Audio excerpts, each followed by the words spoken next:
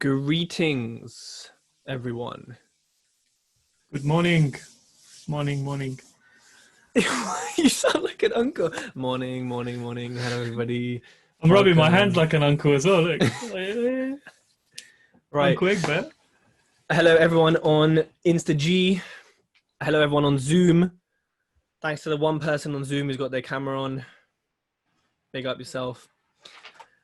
So today is the Property Duo show. James, are we ready? You don't look like you're ready. You're looking distracted. Mate, what is happening on your Instagram is frozen on your face, James. Oh, there we go. It's fine. There we go.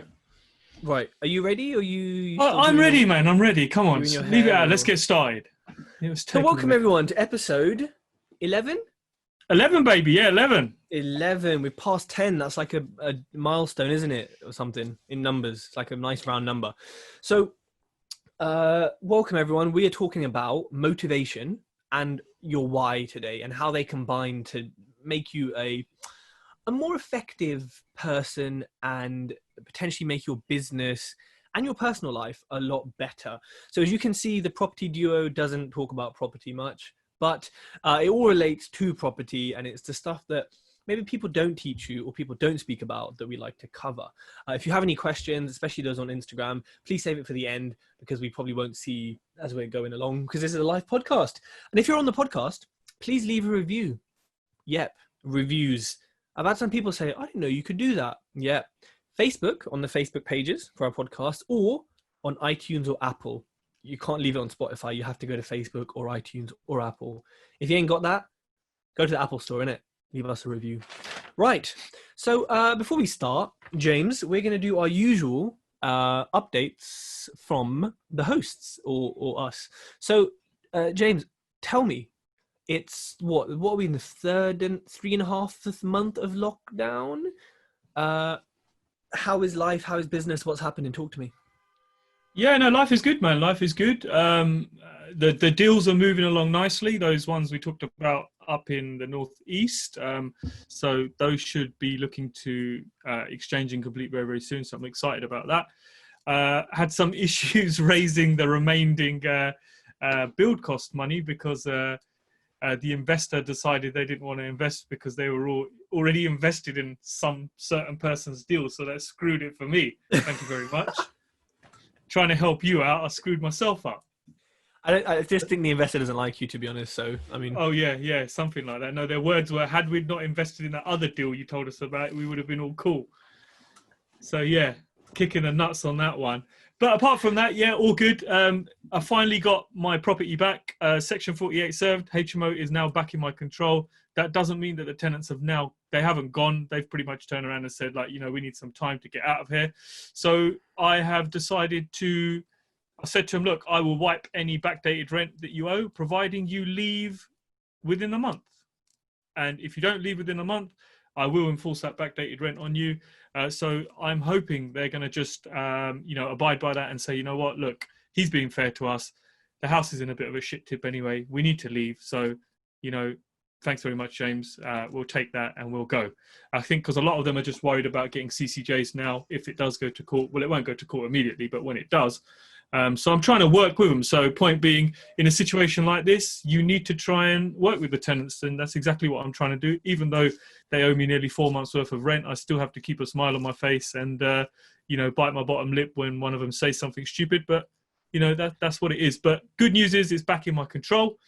Apart from that, I'm all good, mate. How about you? What's going on in the world of Tej? Yeah, not much.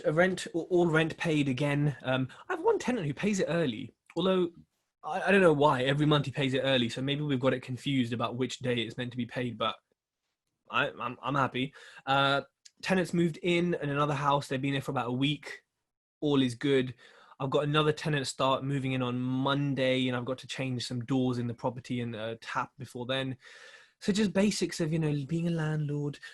Nothing much. I mean, tenants are pretty interesting, actually, all the different profiles. I fired another letting agent the other day because it was like 81 days, and it was like, I know some of it was lockdown, so I gave them a break, but it was just underperformance. There was like tenant demand was nothing. It was just, I literally was like, are you embarrassed about how long you've taken? Like, are you happy with how long you've taken to do nothing? And basically he just swerved the questions. I was like, yeah, you're a dickhead. So got rid of him, and there was like a 14-day period where you couldn't use another agent, but he said, oh, you know, don't worry about it. I was like, well, I wasn't going to follow it either way, mate. Like, you're off. And I was going to, like, fuck you, you're going to sue me I'll sue you for underperformance, you bastards. So, yeah, that's interesting. That's the second agent I fired. The one before wasn't that bad or as bad as this one. This one was like, and I'm also selling a property through them, which I'd taken off during lockdown, but I'm probably going to relist with someone else because I'm just like, nah, you lot are taking the piss, even though they weren't too bad on the sales side. And that's another lesson that I keep saying is hire slowly, fire fast. You know, I took too long to fire this letting agent. I actually just didn't realize how long had passed. But keep track of these things, and every 2 weeks, every month, check in with whoever and say, or look and say, okay, what results have we got? You know, especially something with like letting agents when they're finding tenants. Yes, I'm pushing the market rent. Yes, I'm in areas that will take longer to find working tenants potentially. But, you know, when I've got other people in worse areas finding sort of similar tenants, it's like, well, it's not the area to blame. It's the shitty supplier.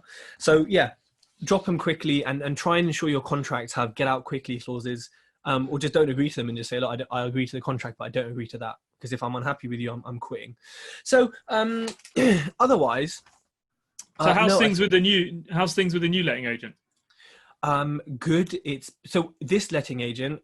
So I took another property off a different agent last Monday or something, and then by Sunday he had 7 viewings physically. Wow. Yeah, physically, which, you know, is not whatever. And 2 offers, and one was I would say quite a clear winner. And that tenant actually lives a couple doors down the road, submitted all her details. It's in referencing. She's been on it. She's given a higher bond because she has a little Labrador. And she is also, what else is she doing? She's also giving a guarantor when she doesn't necessarily need to. So she's given a homeowner guarantor, a higher bond, and she's on maternity leave. She'll be back at work soon. So looks like a very good tenant. And this agent, to be honest, is just a lot better to communicate with and helpful. So it's a one-man band, I think. Maybe him and his partner, I think, run it. But yeah, so that's it. I mean, in terms of the world, what we spoke about last week, I've blocked and unfriended a lot of people, especially on Facebook. I think everyone, you know what they say, opinions are like arseholes. Everyone has them. And it's just like, you don't have to, I'm doing a podcast on this, but you don't have to share your opinion. You can always just listen first, you know, like a networking event. You wouldn't rush in. Well, maybe you would, and you're probably a dickhead if you do this and say, oh no, I love HMOs. What are you talking about? HMOs. Yeah, HMOs. No, HMOs mad. Yeah, really important. When people are standing there talking about buy to let, like, you just wouldn't do that. It's just a bit silly. But a lot of people, you know, they get riled up and they suddenly appear and have opinions on stuff that really, you know, hasn't ever affected them and won't ever affect them. And it's like, oh, hold on a minute, you're not this passionate about your fucking career or your properties. Like, where's your sudden passion come to go against something that is logical? So yeah, there's a lot of idiots. I'm gonna do a podcast on that, and a lot of people I gotta agree with you, man. There's been a lot of wastemen just coming out of the woodwork and just suddenly they've got opinion on, you know, racism and all kinds of stuff and topics, and you're like, what? I've never seen you talk this much about your property journey, and now suddenly you're this guy, you know, this advocate for this and that, and you're no, get out of here, man. You're a fraud. And most of them are advocates against human rights, strangely enough, or whatever you want to call it. And it's like, yeah, where did you? And actually, a lot of people are deleting their posts. So a lot of people put something out and then delete it. And I said this before, you can delete what you said, but you can't delete how it made someone feel or the judgment of you. That judgment is made. So you're fucked. If you posted it, the judgment is done. You lost your friends, and you've made other friends, of course, your other, you know, supremacist friends, etc.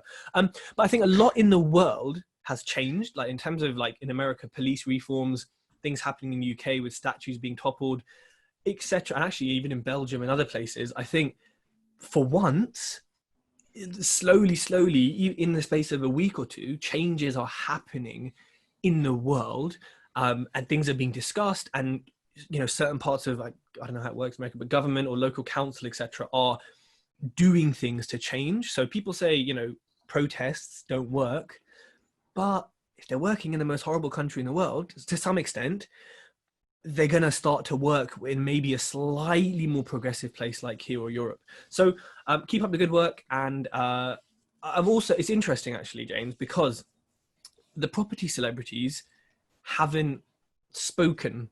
I mean, one has, but that was just, I mean, I think that video was just a total joke. Like no one's spoken about it, which is like, I don't know, it's a little, do you think it's strange, or is it not expected? Do you know what? I think it's expected. I was thinking about this the other day. I was thinking, I don't think they want to say anything because they want to sit on the fence. They don't want to be Mr. Bad Cop or Mr. Good Cop, you know, and they don't really want to.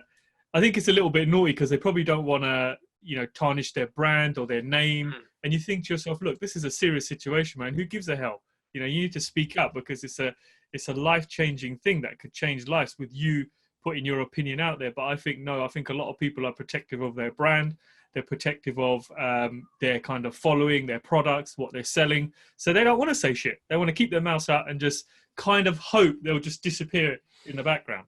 But I think, you know, the silence, I think Martin Luther King said it, the silence of your friends is what you remember, not the words of your enemies. And so, I mean, look, most of the people who buy these courses, maybe most of the people who buy these courses or are their target audience, don't understand or believe in it, and therefore they know, because it's about money.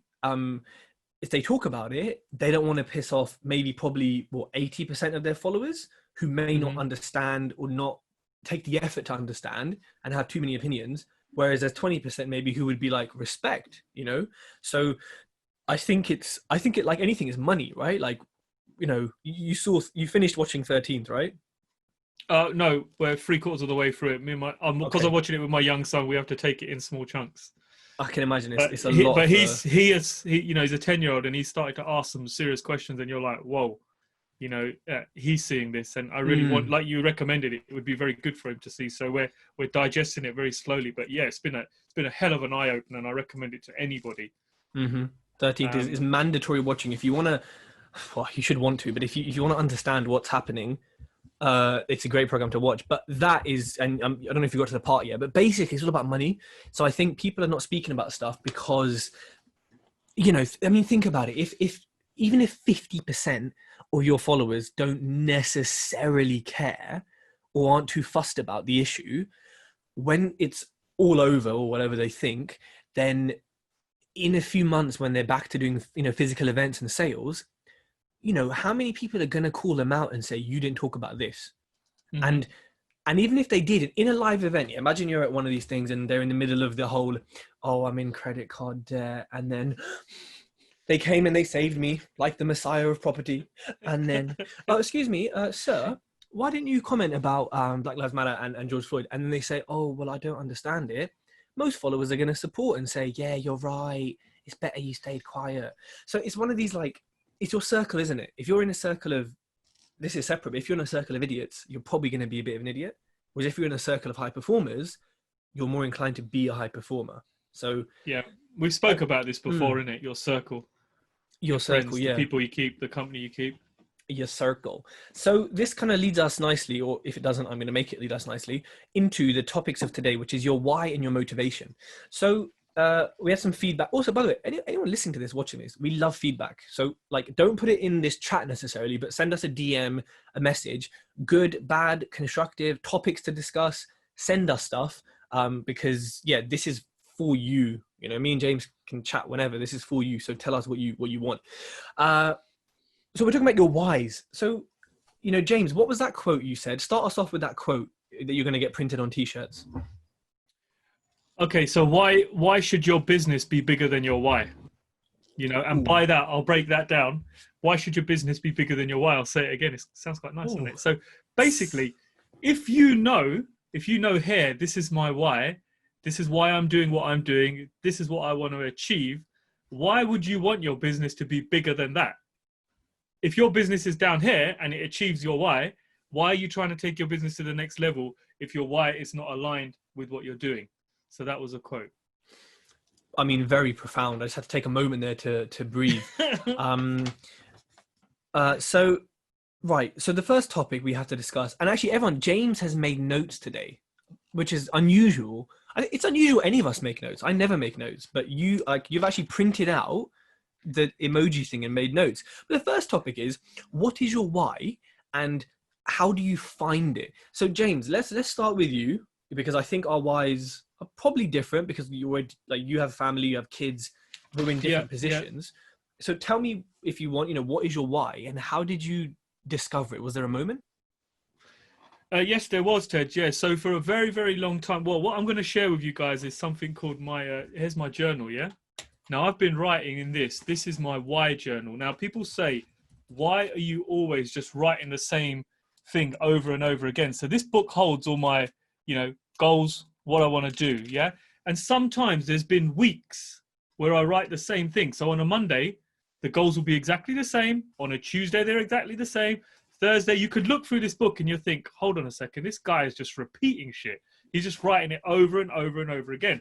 So when I started doing this, I started writing my personal goals because I wanted to get them confirmed in my head on what I was trying to achieve before I came to my actual why. So my why didn't come about straight away. It took a while for my why to develop. And my why, I'll share it with you, is pretty simple, man. And my purpose is pretty simple as well, is to become an award-winning property developer known for building high-tech houses, quirky designs in small spaces. The purpose behind this, the why behind this is so that the people that rent from me or buy from me have the highest quality of life. So my why was very, very simple in terms of property and what I wanted to do, build high-end, quirky houses, that offer the highest standard of living to somebody else. Now, you need to have a clear purpose on what you're doing. And then you've got to ask yourself, why have I got that? Why have I got that purpose there? Now, some people say, oh, my why is I want to have shitloads of money. Now, that's not a proper why, man. That is, how can you say my why is to have shitloads of money? It's just really confusing because money is just a byproduct of everything that you're doing. Your why, it needs to, what is it that gets you out of bed in the morning? Why are you getting out of bed in the morning, yeah? And why should anyone care? So ask yourself that. Why every morning are you getting out of bed? What is it that you're trying to get towards? Do you even know what you're trying to get towards, or are you just getting up every single morning and plodding along and just thinking, you know what, I want to get into property, I want to be a property developer, but I don't actually know what I want to do. Now, Ted says this very, very well. I've heard him say this before. You need to reverse engineer this, yeah? You need to know where you want to be and then work backwards. And that, I think, very, very, very nicely will lead you to your why, and you will know what it is that you're trying to do. And a why can be something very, very simple, but it needs to have a purpose to you. Tej, do you want to share your why? Yeah, so I think my why is very similar. So I don't write my goals down every day. I don't even look at them. And actually, I think, well, every now and then I do, but for me, you know what they say, Tej, when you don't write it down, it's just a fantasy. Yeah. When it's on paper, you're committed to it. You keep looking at it. I don't like killing trees, so I do it digitally. You don't do it at all. Well, I don't write them down because they're already written down. So for me, the business why is pretty much exactly what you said. It's creating wonderful spaces that are functional, designed well, and are comfortable and reliable, in brackets, for people to live in over a long time in areas where everything's magnolia, everything's a bit crap. It's not renewed. It's not looked after. It's like things are falling off the bloody walls. And, it's changing something. It's having an impact in whatever I do, whether it be podcasting, whether it be property. But it's about having an impact. I think the personal why is probably within the same sort of umbrella that we'd all say, which is like freedom, right? Which is literally being able to get up one day, be like, nah, fuck this, get the ricotta cheese, get the Xbox, and just sit there all day. Just to be able to do something like that and not even think, where's the money coming from? Who's paying the bills? Who's paying for the steaks this month? It's just to be free and be secure. And that's why I do buy-to-lets, because they're boring, vanilla, and the most passive you can get. But you know what? I think, we're saying, how did you find your why? I think it was the design of properties. So watching grand designs, amazing spaces, and then coming into property and then designing properties, it's like, oh, okay, like this is what I love. You know, every time I buy a house, yes, it's a 350 quid a month extra cash flow or 20 grand flip profit. I don't really, you know, yes, it's on the spreadsheet, but what I really think is, ooh, new kitchen, new bathroom. Ooh, what color are we using? Let me go online and look at 100 different shades of gray. Let me find the exact one I want. Like that is I think, you know what? I think there's a micro why and a macro why. I know Gary Vee kind of says that about other stuff, but I'm going to coin this term. Micro why for me is interior design. The macro why is the freedom, the holidays, the being able to basically do what you like, right? So I think, what do you think, James? Do you think there's a micro and a macro why? Yeah, I think there is. Yeah, you know, I just wanted to get back to a point where you said one thing. I said that I wanted to build. My why was to build high-end houses that people are really going to love living in. I wanted to hit on a point. So during COVID, that new build that I built, that one bedroom that was all swanky, that looked really nice, I got a call from the lady over there, and she said to me, she goes, James, I just wanted to say, you know what? Being in lockdown has been such a pleasure in this house because, you know, you've thought everything out and it's been so lovely. And then only the other day when I was looking through my book and I realized that, yeah, my why was to offer these people high-end living, you know, so they can live the best possible life. And then you kind of smile because you think, damn, I actually did that. I wanted to produce something that offered high-end living, and it's done that for someone, you know. So I wanted to add that, sorry, previously, but I kind of forgot. No, that makes sense. I think, yeah. It's when you hear that feedback, it kind of reassures your why, because you're like, oh, I'm actually doing what I'm setting out to do. Yeah, yeah. Which is nice because they're the ones who can give that feedback, right? I think, you know what's interesting? It's interesting you write your girls down every day now. I was thinking about this yesterday. Like, I think me as a person, you know, you say to some people, what's your main skill? What's your thing? They say, oh, I'm good at being really creative, or I'm like, I can do this in tech, or I'm really good at spreadsheets. I find for me, my thing is I'm like a workhorse. I can work whatever. I can do whatever, whenever, for as many hours as like, I don't need I don't need to chill. I can just work, and I have. And I think that is my like core skill, is just being able to do whatever the hell needs to be done and just shut up and do it. And that's why, like I have a vision board, I have, you know, whys and all this stuff, but honestly, I barely think about them. Even when things are tough or challenging, I just have such an innate drive just to do the task and to tick it off and to do something that I don't even need my whys or my vision board to motivate me. In fact, on my vision board, I have a picture. It's near Portofino in Italy, in Liguria, along the walk. And it's a famous picture. I didn't realize I've been there and I've taken the exact famous picture. Like in my phone, I was looking at it and I was like, oh, cool.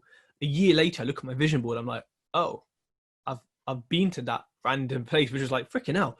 And that shows you that I don't look at it or don't use it. And I know we encourage people to do this, right? And it's like best practice.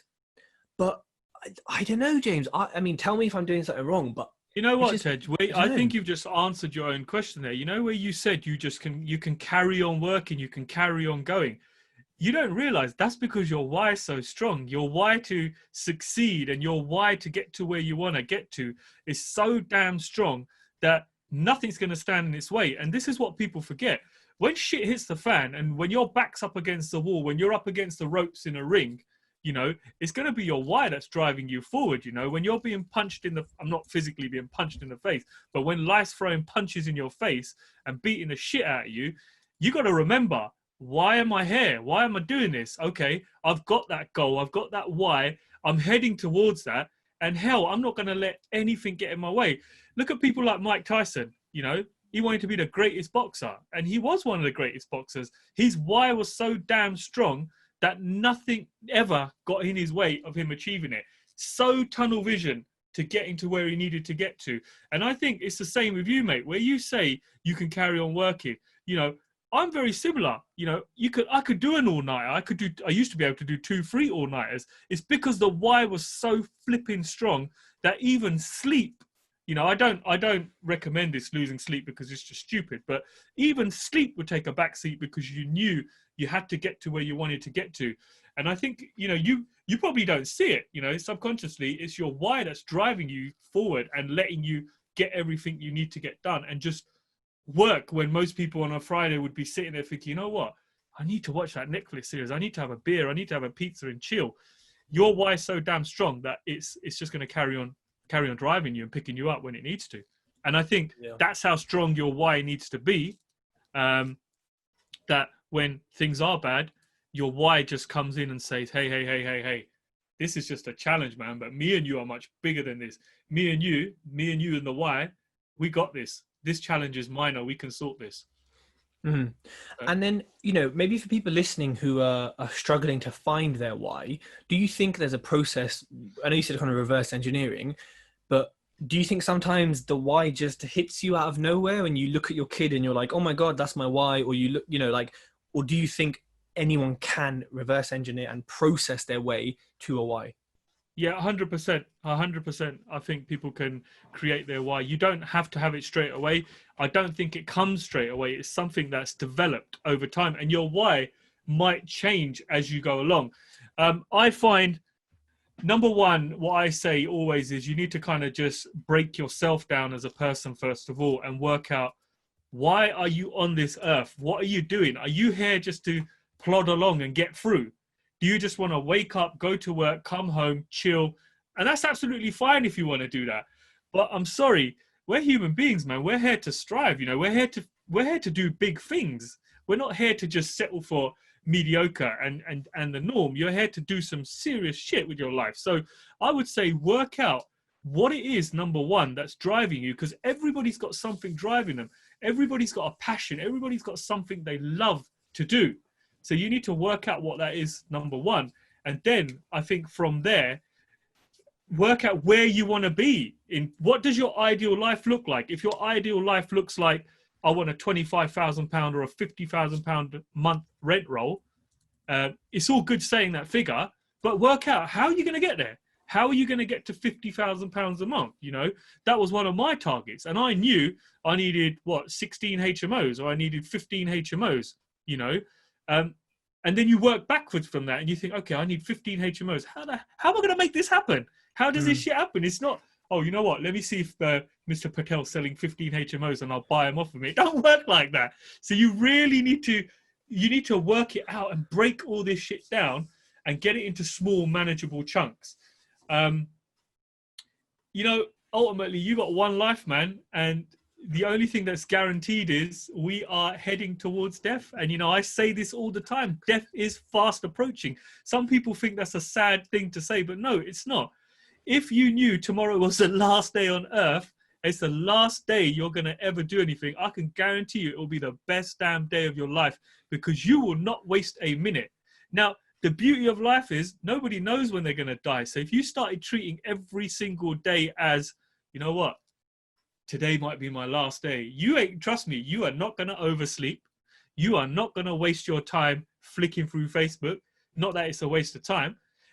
You're not going to do some stupid uploads. You're going to use that day to the best of your ability to get to where you need to get to. And I think if you have that thought in your mind that ultimately this is all going to end for you, and you only have a limited period of time, I think that will help you really get things into order. And, you know, be hard on yourself. I was hard on myself, you know. I wanted to set myself some big goals, and, you know, reward yourself and kind of punish yourself if you don't get these things, you know. And I think that works really, really well to kind of motivate you. Yeah. I agree. Those are good points. And I think also your why and your motivation, then, as you said, they're links to your goals. So your goals can inform your why, but your why can also inform your goals. So you kind of, you know, when you're making your goals, you know, it's kind of a circular process. They'll kind of help each other. And there's not like one comes first. So James, you know, we said, bottom line is, Ted, if somebody's not making the progress in their life that they know they can make, the bottom line is your goals are not clearly listed. You know, if you're not making the progress you want to make, but you know deep down you can make this progress, it all comes down to your goals not being clearly listed. You've got something modeled up in that whole process there. And do you write down your why every day? Like you're like a sort of not the business why, maybe your personal why? Do you write it down or look at it every day? What's your relationship with that? You know what? I'm probably a little bit bad at that, because I would say my business why has always been the number one. But obviously, losing a business, you start to realize, actually, you know what? There's other things that are just as important. Now, one thing I would say is, when you are writing your why, don't just give one area your full focus, because what's going to happen is, if your kids are important in your why, if your wife's important, if your family life's important in your why, what's going to happen is all of that is going to suffer. And then you're going to realize, actually, my why was always a waste of time because I've excluded all those people. So I don't write my family and my personal why as much as I should do. I do have it there. And you're right, I should write it every other day at least, so I remind myself. The reason why I write it is so when I'm writing it every single morning, I'm kind of just reiterating it in my mind that, hey, this is what you wrote. How far are you from there? If you can't measure it, how can you improve it? If you can't measure it, how can you grow it? You know, if you can't measure it, you're literally pissing in the wind. And what happens if you piss in the wind? Comes back, hits you, doesn't it? It comes back and hits you in the face if it's a windy day, and that's not a feeling you want to have, man. So get this shit written down so you can measure it. Oh, that's a good point. You know, I'm kind of seeing the benefit of writing the goals down. I think also, you know, it depends on your, and again, this just my view, depends on your like mental structure and how your mind works. I tend to kind of like a little bit of chaos and a little bit of like just knowing what's going on, not necessarily writing everything down. And so I know the psychology of writing it kind of makes it more real, but I see I see why you'd write it down every day or every week or every whatever it is. I think it's a good idea, and maybe it's something I will do once lockdown is over, when I can actually work towards my goals. You know when I don't write it down, there are times I'm not perfect. There's times when I won't write it down for a while. You find when you don't write it down, you're kind of like, oh man, what just happened there? You know, I've kind of diverted off. Only this morning I was saying to you, and I'm not afraid to admit, I was saying to Tej this morning, look, I need to take a couple of days off, man, because I feel that I'm overwhelmed with things, you know. You know what it's like, Tej, if you're running a podcast, you're doing social posts, you're doing this, you've got deals going on, solicitors, legals.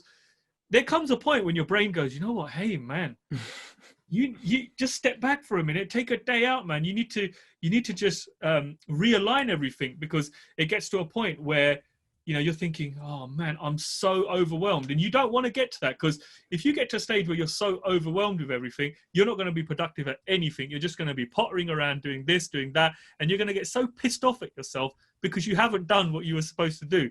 So that's what I'm saying. When I don't write my goals down for a long period of time, I start doing other stuff. And I'm kind of like, my goal might be here and I might be over there somewhere doing something else. And I'm thinking, oh man, how did I get there? How did that happen?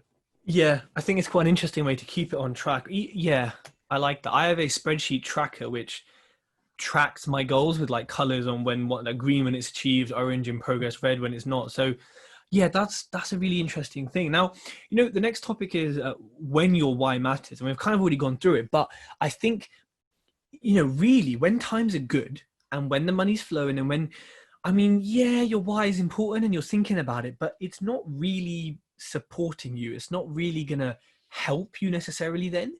When it is going to help you is when things are going wrong, when your builder disappears, when a bad job is done, when a tenant messes the house up, when you have bad agents like James had, when you're struggling to find investment money, when you're struggling to find deals.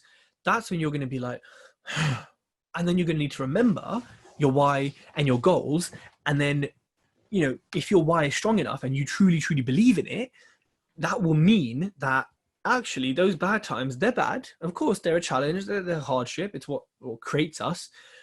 You'll kind of be propped up a little bit and say, yes, I know there's bad times, but it's worth doing it because of what I'm going for. Whereas when you're in a job you don't like and things get tough, your sort of first thought isn't, oh yes, think about this, how much I love making my boss really rich and how much I love having to be here at 9 and I have to stay till 7. Yeah, you don't think that at all. So when you're working in a job you don't like, your why is just totally like, you know, well, you have a why obviously, but it's not, you know, it's not the same passion and level of control, which is why people quit jobs they don't like. So it's something that will push you through in your own business. Whereas if you work for someone else, it may not. So it's important that like you use it and think about it and look at your vision board and look at your goals and your whys. If you're not doing it every day like James is, then do it when things get tough. Just look at the vision board, stare at it. If you want to go on holidays, go on Instagram and look at the places you want to go, because just seeing them and the feeling of what it's like to be there can sometimes be enough to just get you up and get you going. And it's interesting when you said about what gets you up out of bed, James, because I think like if you don't have stuff to do and you're not excited about what you're doing, like right now during lockdown, I'm not racing out of bed. I'm having to sort of pick myself up a little bit because I'm like, yeah, I ain't doing much. I'm writing my book. I'm editing it. It's nearly done. But before, when I was like, I got solicitors to email, I've got stuff to do, I was like, yo, I'm up, I'm out. Let's do this. So I think it kind of varies. And maybe sometimes, against what you said, maybe your why doesn't always get you up out of bed. Maybe it's actually the tangible, physical tasks you're doing. If your why is not getting you out of your bed, it's not strong enough. Simple. If your why doesn't get you out of bed every single morning and make you want to be a better Teji, there's something wrong. All right? Simple as. No, I disagree. I think if I'm not excited about the day, or I'm not like, oh, I have so much stuff to do, blah, blah, blah. But that's just an off day. That's not going to happen. Maybe it is. It's not every single day that's going to happen. Just a little off day. Yeah, this happens like, it's more in lockdown normally, but if it wasn't lockdown, it would probably happen, once every whatever couple of weeks. But now it's more often because there's not necessarily a lot to do right now. So, James, let me ask you something. When you're having an off day, when you're having an off day, you said this before, you play a bit of is it PlayStation or you play Xbox. A bit of Xbox. So you bust out a bit of Xbox, you just take some Tej time. How great do you feel after you've done that? Are you focused again, ready to hit your task when you've just taken a moment out away from everything else and just thought, you know what? I just need this time just to chill. I'm not going to look at my phone. I'm not doing any social posts. I'm just going to reboot. How does that make you feel? Does that get the fire lit again for what you're doing? 100%. Yeah. As long as I fully dissociate, phone away, everything away. It gets me lit again. And that's what I was saying to you this morning. I feel I need 48 hours of that myself because it's been a long time since I've done that, just to kind of, even if it's just a mooch around in the forest with the family, walking around, put the phone off, just to reboot and go back again. Yeah, that's a good point. And I think the next thing is we've titled it Tough Times and Motivation. So, your why is, I think, intrinsically linked to your motivation, because again, I think it's a circle. You haven't got a good why, you're not going to be motivated. But if you're not necessarily motivated enough, then your why may not be strong enough because you don't believe in it. Do you know what I mean? So I think how you did that. Yeah. It's life, the circle of life. So I think 𝗪𝗲𝗃𝗀𝗀 says he called me Ted. He's met me. Don't know why he's calling me Ted. I find it. He says, I find it hard to believe you have any time for Xbox. Yeah, I do now on the weekends because my girlfriend is socially distancing from me at any opportunity she gets. So, yeah, I have lots of time to play Xbox. Right, so motivation. James, are there things you do that, like, can motivate you? Let's give people some tips, that if they're not feeling motivated, whether it's a chronic lack of motivation or it's a one-time lack of motivation, what do you do, James? What gets you pumped up and what gets you motivated again? Okay. So when it's a one-time motivation and you just need a little, you need a little lift me up. I find when I'm out in the mornings running or out walking or whatever, I find sometimes, on YouTube, you've got some of those motivational speeches where someone's put something together. Where you can do it. Just prove to yourself. And then Muhammad Ali's in the background. Yeah. Exactly. Sometimes it's as small as that, just to lift you up. And you might only need that. It's like an old car when you used to have to jumpstart a car, or your uncles would push the car down the road and get it started for all those older people who had cars where the battery would go flat and the alternator was so dodgy and you were so tight you didn't want to spend any money on it. That's how I feel. Leave it out. Yeah. That's how I feel sometimes. Sometimes you're like, okay, I'm plodding. I just need that rocket to be lit. And those things sometimes can really, really lift you. Or just watching a motivational video on someone who may have changed their circumstances or changed their life. It may be something as small as that to lift you up. Now, look, I ain't going to say that those videos are going to change your life, because they're not. If you're in the gym and you're going for your best deadlift and you've got something like that playing in your ears, let me tell you something. That's going to have a major effect. If you've got Arnie in your ears telling you, you can't do this, you're going to lift it. You know, it's psychological as well. It's there in your head. It's playing. It's going to help you. But I don't think it's any long-term help. But so it's just a small little ignition you need sometimes to keep you, just to give you that lift and give you that boost. So I use them every so often. I think another thing is, if you're lacking motivation sometimes, it may be time to just revisit your goals and your why. Just have a quick look at them, reassess them and think, okay, this isn't working, this isn't working. It may be that there's something in your goals or in your why that needs to be slightly tweaked to just get you back up again. That's why I think it's very important to just to keep reviewing stuff. And, you know, like you said, you need to measure stuff. And if you can't measure it, how are you going to get results from it? I mean, what do you do when you need to kick up the arse?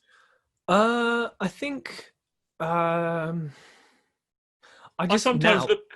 Sorry, Go on. I sometimes look at the liabilities. You know, you look at the liabilities that you owe when you've got a portfolio and you owe money to the bank. Sometimes that's enough to give you the kick up the arse to get out of bed. You think, you know what? Damn, I owe this bank some money. They got a debenture on my company. If I don't pay it, I'm going to be sleeping outside the house, looking at the house. Sometimes that's enough. Yeah, I think, looking at a bank account and seeing the interest payments going out, and why is there no tenant covering this? Why is the house empty? Builder, why are you taking so long to do this? That is a big kick in the ass and a good motivator. I think now with lockdown, going into the garden and just literally looking at plants, smelling the lavender and the sage and all the herbs, the oregano and stuff that we have. It's quite nice. Going for walks, you know, like you said, walking in nature is like really, really like, it brings me a lot of peace. It's priceless. It's priceless. And, you know, wherever you live, maybe not central London, but there's still some nice areas of greenery and like where you can be pretty isolated. And I think in Japan, they call it forest bathing, where you don't worry, James, keep your clothes on. You just go into a forest and you bathe in the nature, and it's meant to be really good for you. It's got a name in Japanese, but I can't remember it. I think also dancing, playing some music and just busting down helps me to loosen up a little bit. Exercise.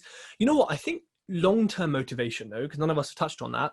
I think like things like your diet and your lifestyle and your mentality and your mindset and how you're viewing things can keep you motivated. Because I mean, look, if you take every rejection personally, when you put 50 offers in and you got 49 rejected, you've just been like shot 49 times in your emotional centers of your brain. That's like a lot to take. Like it's like James on a night out when he was young. You know, it's you're good today, man. You got some good shots coming out. I know, I'm ready. The internet's been pissing me off. Straight past on my head. I've been fighting the internet lately, so I'm ready. So, you know, you can't take it personally. So in the long term, if your mindset is 49 no's, well, I got one yes, so whatever, then you're going to be happier in the long term, because it didn't mean anything. And so your mindset can affect your long term. But look, diet and, you know, fitness and things like this is something that like people don't talk about too much in property, I guess. But I assume, and I guess I can see, most property investors are entrepreneurs. They are. So they generally tend to look after them. But you'd think they would look after themselves, because it's quite, if you're an entrepreneur and if you're in that kind of spirit and you have that mindset of excelling in business, you're probably going to excel in your lifestyle as well. Like, I think naturally that can kind of go together. So let me just add to that. You know, where you said with diet, eating well, you know, it's just small, smart choices, you know, plus consistency, plus time, that, you know, that equals radical differences. So you decide that you're going to eat healthy. Now, you may only knock off a couple of 100 calories a day from what you're eating because you want to get a little bit fitter. But if you're doing that consistently over a period of time, you're going to have some radical changes. So, you know, it's not that you have to go cold turkey and think, you know what, I'm just going to stop boozing completely. Because that would be pretty radical. But if you said, you know what, I'm gonna booze once a month, or I'm gonna really start taking care of myself, or I'm gonna eat less of this. If you keep doing that consistently over a period of time, it's compounding, and you're gonna have a radical change before you know it. Put it this way: if you went for the next 12 months and you read, say, 10 pages or 5 pages every single night of a book, what do you think is gonna happen in 12 months' time? You ain't gonna be thick anymore, are you? You're gonna be pretty damn clever. You're gonna be further down your line. And it's the same thing with food.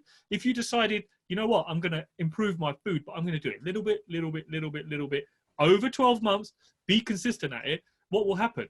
You know, you're going to have a radical result. And it's the same thing with property. Like you just said, Ted, you find a house, you may be putting in loads of offers.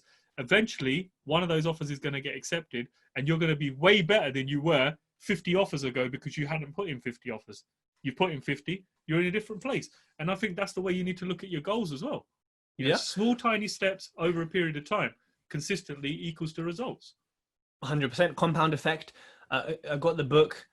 Darren Hardy, it was a lot of book for a very simple concept that could be summarized. It sits on my desk all the time because it's such a great damn book, man. I just think you could tell everyone the whole book in like 2 sentences. Like, go on, you could. Well, you could, but what I mean is, for somebody who's not read this book, this is a powerful little book, man. And you can always refer to it. If you're new to business and like that effective, like if it's your first ever business from being employed, that book is incredible. Sandy says another long-term motivation is basic perspective of life. So again, I think that's a good point. It comes to your mindset of how are you understanding your reality and like who you are in the universe and in the world, right? And looking at how irrelevant we all are as little humans to the planet. So, James, the last point I had to talk about was, and you kind of maybe confused about this one, is are you in the right job? Now, when I say job, I mean career, vocation, day-to-day living. If you're really struggling to set goals, now not to set goals, but if you're struggling to actually work towards the goals, or you're struggling with a why that relates to your current job or your business or your career, and you know you're just not feeling motivated long term and sort of daily, then you know there comes a point where it could be having off days, it could be a lack of guidance, a lack of motivation, but maybe we need to stop and consider, is it actually that this is not right for us? Are we actually are we doing the wrong thing? And like, I think especially when you're young, or again, when you're young in business, starting out, it can be easy to do because how do you know what you like? You know, like it's your first business, you've left your job. How do you know what is gonna be your passion for the next 40 years? How are you supposed to know? Like, so when you started your print business, you know, was it did you know straight away, love it, passionate, this is my thing, done? I knew very, very early on that I couldn't work for someone. Very, very early on, you know, I told you I was a trained teacher. I worked in high schools, and I knew I absolutely hated the job. It wasn't that old teaching aspect. It was the aspect of being controlled by somebody for the next 40 years that done it for me, that I'd have to turn up at a certain time. I'm going to have to be there at a certain time. They're going to decide when I go on holiday. They're going to decide how much free time I get. So for me, very early on, I knew that I hated that part of life. So in order to change that, I needed to do something. You know, if I know my situation's bad and I don't like it, what am I going to do to change it? I'm not going to sit there, mope around and think, oh, you know what, maybe it'll get better. It ain't going to get better because it's not. You got to make it better. So I realized I had a passion for, I was always into design, love changing things, love improving things, and love making things look good. And that's how I led into the print business. And for me, the print business gave me a lot of freedom. And it also put a lot of pressure on me because it meant I had to go out there now and find work. Now, if I wasn't finding this work, I wasn't going to get paid. And I soon realized that was such a driving force for me. And I absolutely loved it. I absolutely loved that kind of whole aspect of being in control of my own destiny. Now, I think if you're in a job that you don't like, I think number one might be that you might want to change that job. It might be as easy as just making a few little tweaks and you'll realize, okay, you know what? That organization wasn't right for me. Their culture wasn't right for me. I'll move into this one. Damn, I'm so happy now. So it might just be a small thing. But if you're going consistently through life and you're thinking, you know what? I've been an accountant now for a year. I hate it. 2 years, I hate it. 3 years, I hate it. You're up to 5 years and you hate it. You absolutely hate it. You need to get out. You need to do something else. That's your mind and your body telling you, look, man, this isn't doing it for us. This isn't our passion. This isn't exciting me. If you're in a job that you really love, you should be waking up in the morning thinking, you know what? Oh my God, I'm going to work today. I'm so damn excited, because it should be exciting. And if it's not, it's up to you to explore other things and try and find something that really, really, you know, makes you happy and makes you think, you know, I'm going to be happy doing this for the next 45 years of my life or 50 years or whatever it is. And while you're in a full-time job, why not use that time to explore other ideas? Why not explore things? Because you've got a safety net. You know, your safety net's there. You're still going to be paid every month. Use that time. When my business went under and I had to go and work for someone, you know, my family thought it was great. You know, my mum was like, oh, you are getting such a good salary. He giving you expense card. She goes, you can do what you want. I was like, but I realized very early on when I'm getting on that tube, I'm standing there with my arm up like this, And you know what? This is a really sad thought, but I thought to myself, this is how animals must be feeling in the zoo, man. Because I'm here, I'm confined in this space. Someone's telling me that I need to be somewhere at a certain time. I'm getting stressed out when there's delays on the train that I'm not going to make it into work on time.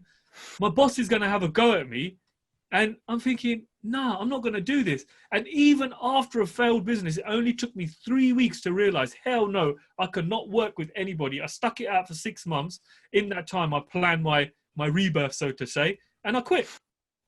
And most people wouldn't do that. Most people are used to that safety net. So you need to decide, guys, life, you got one life. Yeah, that's guaranteed. Death is fast approaching. That little bit in between, you might as well do something that you enjoy, because otherwise you're going to end up doing something that you absolutely hate. So, you know, that's my take on it. I think, you know, to add to that, when you're in your own business, you know, James said you could, with your job, you could change a little thing, you could change job, you could find a place with a different culture. When it's your own business, it could just be that you hate bookkeeping and you hate writing blogs. So you outsource them. And actually, once you outsource them, you're like, oh, I really like this business now. It's become so much easier, you know, like you could just want to do one function of it and really, really love it. So then outsource the rest, because you're the business owner, you are the CEO, you decide what happens and you make your business work to you. And I think it's, you know, it's hard, especially with family pressures, maybe even cultural pressures, when you're in a job that's paying good or whatever, and you don't like it, but it's, you know, it pays the bills, and then you grow up and you got a mortgage, and you got bills, then you got pets, then you got kids, and you're like, oh, I can't quit now. Then I can't quit now. I can't quit. And it's like, it's just a vicious cycle. Then you go to a property course, you spend 10 grand on it, and, you know, that's the story, right? Don't do that. Like, I'm not saying quit your job instantly or anything like that, but just really take time to think about it, right? Because, you know, like James, you have one life. You don't need to be unhappy. You can make money doing whatever you want. What that little you on YouTube, he makes like 10 million a year unboxing stuff. Oh, daddy, look at me. I'm unboxing a little toy. 11 million. That's so boring. I'd never watch that. But somebody is. Yeah, a lot of people are. Like, you know, look at influencers. Like, look at people who are making so much money doing all sorts of dumb stuff, or stuff that adds no value to society. You can make money doing anything if you have something in you that will allow you and push you to do it. And, you know, we could argue not everyone has that. Maybe everyone can be taught that. I don't know. But like, have a safety net of some savings or like a side business, but take that step, because the worst comes to worst. If you fail and you're like, you know what, I don't actually want to run my own business, I don't want to do anything, you can go and get another job. I mean, I've hired people when I was a recruiter who did that, and we just had a blunt, open conversation where they said, it wasn't for me, but I've learned a lot. And I was like, actually, you probably did learn a lot. You're the kind of person I want to hire, not someone who maybe who just come straight from a job, because you took a chance. It shows that you have some risk appetite. but also you had the awareness to realize it didn't work, but you also learned a lot about being entrepreneurial. Come You, join. you know what the worst thing is, Tej? Having regret. You don't want to go through your life. You don't want to be sitting on your deathbed or in a hospital when you're ill, you're old, and you're going to think to yourself, you know what? What if? What if? What if? You know, you don't want what ifs, because what ifs will eat you, man. They will eat you big time. If you got this fantastic idea, now is an even better time than ever to do it. You know, look, YouTube gives you your own TV channel. Come on, go back 20 years ago. You couldn't do that. Podcast gives you your own radio station. You know, Facebook, it could be all, you know, you can broadcast, you can get out there. It isn't like it used to be. So it's even easier than it was. But I say to everybody, the last thing you want in life is a whole load of regrets, man, because I'd rather fail 100 times and just say, you know what, I tried that. I've cancelled that off my list. I tried that. I cancelled that off my list. Because all it's going to take is that one time out of that 100 where it does work. And you're like, damn, I'm so glad I did that, you know, rather than thinking, oh man, I'm still working for that bank. I absolutely hate it. I should have done this. I should have done that. And now I'm almost dead, you know? I think Wayne Gretzky said it. You miss 100% of the shots you don't take. So if you don't shoot your shot, you ain't never going to make a 3-pointer or a goal, whatever happens in sports. Right, James, I think we've reached the end of the podcast today, actually early, but we have some questions on Instagram. Now, Instagram Live is going to end in 4 minutes. So I'm going to try and ask some questions. We've got some good feedback. Great, guys. Love Thursday morning. You just got to believe in yourself. Believe in you can achieve. Couldn't agree more. Thank you. Lots of thumbs up. Very good point, James. Debt is a motivator. There's some maths in here as well. Questions. If anyone has any questions, by the way, ask them now. And on Zoom, you can ask them now as well. My dad gave you a thumbs up, James. Oh, did he? Is he on this? What's his name? He's on Insta. I'll tell you his name afterwards. He's on Insta Live. Yeah. Meaning me to connect. We're the same age. I know you are. My new buddy. You're my chacha, isn't it? I got Ted Senior. Do you put deadlines against your why? I would personally say I put deadlines against my goals, not the whys. Yeah. If you don't put a deadline on it, you're just gonna forever be doing it. You know, you need smart goals, right? Specific, measurable, achievable, realistic, time bound. I think first used in 1918, I believe. I forgot the guy's name. Is it just me, or does Tej now look like a footballer with his new headband? Yeah, I did. I took it off. It was hurting my head too much. It's not made for adult sized heads. Obviously, it's obviously from the kids section of Claire's. Is that even still a store? Cool. So I think we have no regrets. Follow your passion. 100, lots of hundreds. 100. Cool. So I think that covers it, James. No questions in the Zoom. Wait. There are. I think there may be. Mo's got a question. James, you do HMOs. You want to answer that one? What's the question? If I convert a property into a 4-bed HMO, will I need to apply for a HMO mortgage? I don't know, mate. I don't know. You're going to have to find out from your... who's your broker? It should be 𝗧𝗪𝗔, if anything. It should be. I would reach straight out to Shaz, because Shaz will be able to give you that. Actually, he was talking about HMO mortgages this morning on the 5 a.m. club. So yeah, reach out to Shaz, man. He'll be able to help you with that. Yeah, I think you do have to, because it's still a HMO, irrespective of beds. If it's a HMO, it's a HMO. But yeah, but it all depends. Is he buying it as a house, converting it to HMO? Is he refinancing it as a HMO? I need a little bit more information than that. Yeah, Mohit, don't be an arsehole. Come on, man. Yeah, come on, man. You know the rule. Right, cool. Everyone on Instagram Live, we are going to tune out. If you just joined or you joined late, this will be live on our podcast on Monday and Tuesday. So go and have a listen. Strong property. How many properties do we have in our portfolio? James, answer. Right now? No, in 10 years. What do you? Obviously, right now. Mine is probably close to about 2.5 mil. Okay, he said how many properties? That would be around... Okay, I'll move on. 10 seconds left, James. Eight properties. Eight. Yeah. I have 15 and mine's worth less. Bye, everyone. Is that Insta gone, yeah? Insta is off, baby. Oh, I forgot to get the cover art from you. That's fine. So, yeah. So thank you, everyone, for joining us today. We hope you enjoyed the episode today, and I hope it makes you think, maybe reflect on your whys, maybe go back to the drawing board, maybe just look at your vision board if you haven't in a while. So yeah, as we said, any feedback, please let us know, send us DMs, send us messages, and tell your friends, tell your family about us. Oh, and do take a screenshot of this and share it on Instagram. Yeah, me and James will pose ready for your screenshots.